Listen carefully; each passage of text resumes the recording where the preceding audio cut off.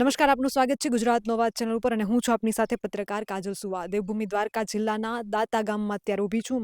મારી પાછળ તમે જોયું કે મગફળી વાવેલું આ ખેતર તમને દેખાઈ રહ્યું છે. દાતાના વાડી વિસ્તાર છે.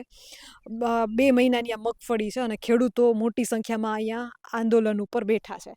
ખેડૂતોની એક જ માંગ છે, જે પાઇપલાઇન પસાર થઈ રહી છે. અંદાજિત દેવભૂમિ દ્વારકા અને જામનગરના બંને મળીને 32 જેટલા ગામો આશરે થાય છે કે જ્યાંથી આ પાઇપલાઇન પસાર થવાની છે. જીએસપીએલ કંપની દ્વારા જે ગેસની પાઇપલાઇન પસાર થઈ રહી છે તેના વિરોધમાં ખેડૂતો આંદોલન ઉપર બેઠા છે. હવે આંદોલન શા માટે? એટલા માટે કારણ કે જે પાઇપલાઇન પસાર થઈ રહી છે એમાં ખેડૂતોને વળતરનો કે કોઈ પણ જાતનો નિર્ણય યોગ્ય લેવામાં આવ્યો નથી. અને વળતરનો નિર્ણય ન લેવામાં આવે અને સીધું જ કામ શરૂ કરી દેવામાં આવે. અહીંયા ખેડૂતોએ સવારે કામ અટકાવ્યું છે. જેસીબીને બધું ખેતરમાં કામ ચાલુ હતું મગફળીમાં, અને આગળનું ખેતરમાં તમે જોઈ શકો છો મસ્ત મોટું પોલીસ પ્રશાસન કાફલો ખડકી દેવામાં આવ્યો છે. અને સામે એ પોલીસ પ્રશાસનની ગાડીઓની પાછળ તમને કદાચ દેખાતું હશે તો એસઆર કંપની જે છે તે તમને દેખાતી હશે. તો આટલી નજીક, લગભગ અહીંથી અંદાજિત 5 કિલોમીટર દૂર આ ખેતરથી એ કંપની થાય છે. તો હવે તમે વિચારો કે એસઆર અને રિલાયન્સને જે નજીકમાં ન્યારાને એવી કંપનીઓ આવતી હોય, એ જમીનોનો ભાવ શું હશે? તમે ખુદ વિચારો. લાખોની કરોડોની કિંમતની આ મહામૂલી જમીનમાં વચ્ચેથી પાઇપલાઇન પસાર કરવામાં આવી રહી છે. ખેડૂત એમ કહી રહ્યા છે કે બેન, અમને વિકાસનો કોઈ વિરોધ નથી, પણ આ વિનાશ છે. એટલા માટે વિનાશ છે. અને દેવભૂમિ દ્વારકા આપ સૌ જાણો છો કે દરિયા કિનારો અહીંયા જે છે કાઠી વિસ્તાર, ત્યાંથી દરિયા કિનારો મોસ્ટ મોટો પટ્ટો છે. તો વિકલ્પ છે કે દરિયા કિનારેથી અથવા તો રોડની આસપાસથી પાઇપલાઇન પસાર કરવામાં આવે, પણ એવું તંત્રને કરવું નથી. ખબર નહીં શા માટે નથી કરવું, કે કોઈ બીજું આવરણ આવતું હોય તો મને નથી ખ્યાલ. પણ ખેડૂતોની માંગ છે કે ચાલો કાંઈ વાંધો નહીં, પાઇપલાઇન પસાર પણ કરવા દઈએ, પણ તમે જે વળતર અમને લેખિતમાં કશું આપ્યું નથી, વળતરનો નિર્ણય નથી થયો, તો આ તો ખેડૂતો સાથે અન્યાય છે. બીજું કે ખેડૂતોએ બધી જ રીતે, દેવભૂમિ દ્વારકા જિલ્લો ખૂબ શાંત અને મર્યાદાવાળો જિલ્લો છે. અહીંયા બહુ ઓછું એવું જોવા મળે કે ખેડૂતોના કે કોઈ અન્ય આંદોલનો થતા હોય છે. પણ આજ વખતે પાણી માથાની ઉપરથી વયું ગયું છે અને ખેડૂતોને આંદોલન કરવું નહોતું, પણ મજબૂર કરવામાં આવ્યા છે. એમણે ધારાસભ્ય મુળુભાઈ બેરાને પણ પોતાની માંગ જે છે એ મૂકી છે, તો ત્યાંથી પણ કોઈ જવાબ ના આવ્યો. કલેક્ટર કચેરીએ 3 ધક્કા ખાધા છે. કોંગ્રેસના નેતા પાલભાઈ આંબલિયા અને ખેડૂતોએ એક વખત તમે જોયું હશે કે રસ્તામાં એ લોકોને રોકવામાં આવ્યા, ડિટેન કરવાની કોશિશ કરવામાં આવી. ખૂબ મહેનત કરી.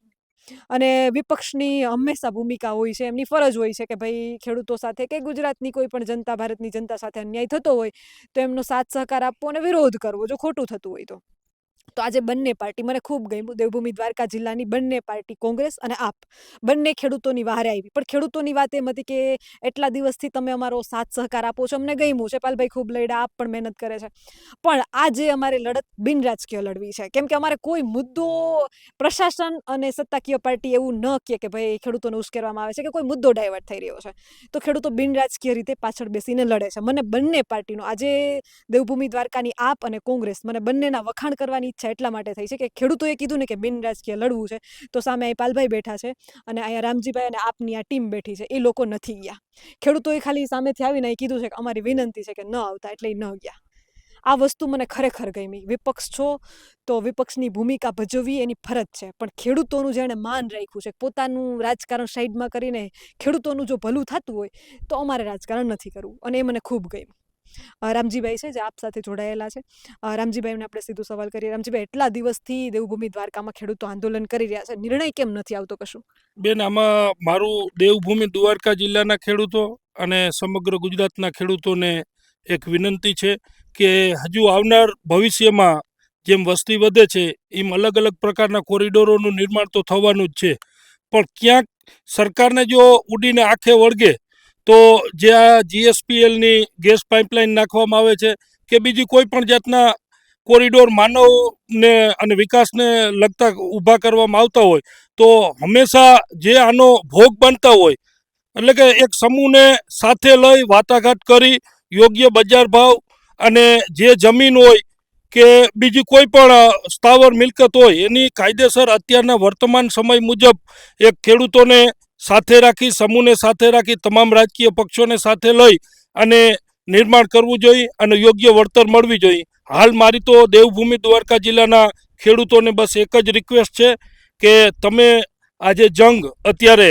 આ સરકાર સામે આદરો છે અને તમારી જમીનમાં જે કોઈ પણ જાતના વળતર ક્રાઇટેરિયા કે કોરિડોરનું કોઈ પણ જાતના નીતિ નિયમોનું પાલન કે તમને અવગત કરાવ્યા વગર જે અત્યારે આ લાઈનોના કામ ઊભા પાકમાં ચાલુ થયા છે એમાં ખરેખર તમને યોગ્ય વળતર ન્યાય મળે અને કાયદેસર અત્યારની બજાર ભાવ મુજબ કિંમત નક્કી થાય એટલે તમારું આ આંદોલન છે એ ચાલુ રાખો. અમારી જરૂર પડે નહીં, અમે તમારી સાથે ઊભા જ છીએ. અને એક બનો, નેક બનો, ટેક બનો. અને દેવભૂમિ દ્વારકા જિલ્લાના માત્ર આ ખેડૂતો જેટલા આવે છે એટલા જ નહીં, પણ આવનાર ભવિષ્યમાં બીજા ખેડૂતોના ખેતરમાં કંઈક ને કંઈક આવું આવવાનું છે.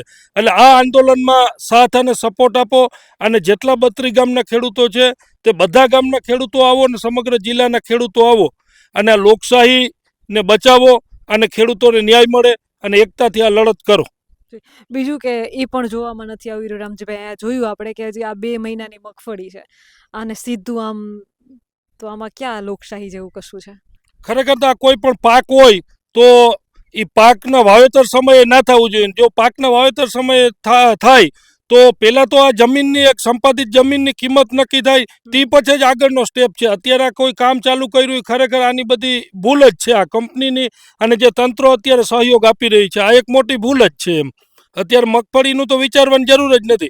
પહેલાં તો જમીનનો કોરિડોર નક્કી થવો જોઈએ, અત્યારના બજાર ભાવ નક્કી થવા જોઈએ, પછી કયા લોકેશનમાં કઈ જમીન છે, એ જમીનની અંદર કયું ખનિજ રહેલું છે, એ મુજબ ખેડૂતોનું વળતર નક્કી થાય, તે પછી આ પાકની બીજી વાત આવે છે. એટલે અત્યારે તો આ કામ અયોગ્ય જ છે બેન. બીજું ખેડૂતો કહી રહ્યા છે કે અમે બેન અહીંયાથી થોડીક દૂર હાઈવે આવેલો છે, દ્વારકાનો હાઈવે છે, તો હાઈવે ઉપર ખાલી અમે મીટિંગ માટે ભેગા થયા ને આ મુદ્દે તો અમને ન્યાય ભેગા નથી થવા. તો દ્વારકામાં ખરેખર ચાલે છે શું? તંત્રની કામગીરી કેવી છે? એટલે દ્વારકામાં નહીં પણ આમ સમગ્ર ગુજરાતમાં અત્યારે લોકશાહી મરી જ ગઈ છે. લોકશાહી જેવું કઈ રહ્યું જ નથી, તાનાશાહી છે અત્યારે.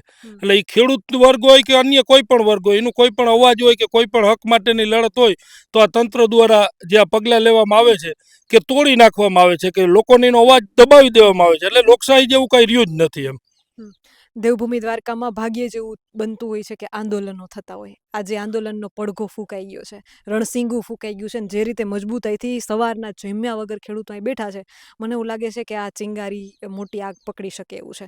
શું લાગે છે તમને? હા, આ તો ખેડૂતોનો અવાજ છે. અત્યારે ગેસ પાઇપલાઇનના ખેડૂતો છે, કાલે બીજા વીજળીના ખેડૂતો આવશે, બીજી કોઈ પણ લાઈનોના ખેડૂતો આવશે, રોડના આવશે, રસ્તાના આવશે.